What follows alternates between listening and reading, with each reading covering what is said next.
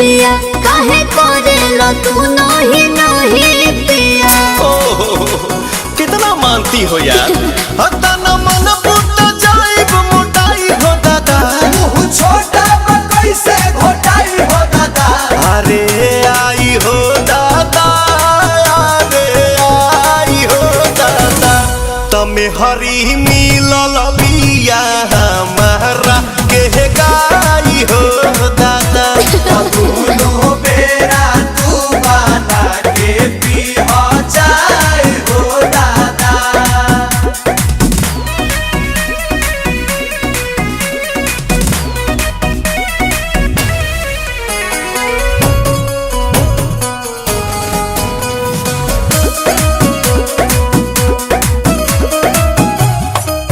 मिलत खीरे बाहो पनीरे बाहो, ऐसन वाइफ से लाइफ अमीरे बाहो। भगवान के लिखल तो कदीरे बाहो। बोला बोला का कोई बोए सैया ले आई नमकीन के मिठाइया। छोला चटनी भी तहर चुमा लगेला मिठाई हो दादा। भौजी फेर भइला सब हलवाई हो दादा। अरे आई हो दादा, अरे आई हो दादा। तमे हरी मिलल बिया हमारा के गाई हो दादा। दोनों बेरा तू बना के पी हो जाए हो दादा।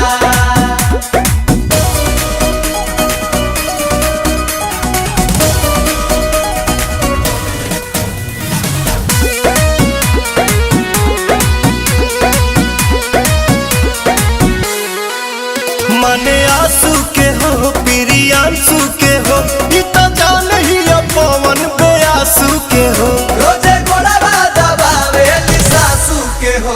पिया आई था कौन बने गवा लगाई दी दिल गमकौआ। अच्छा हाजी बेलू मोहरत के दौरत भगाई हो दादा। हर बोलिए लगेला दवाई हो दादा। अरे आई हो दादा, अरे आई हो दादा। तम हरे मिलल बिया हमारा के गाई हो दादा। दोनों बेरा तू बना के पी हो जाए हो दादा।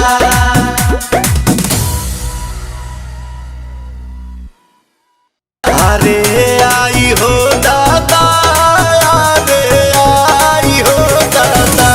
तमे हरी मिलल बिया हमारा के गाई हो दादा।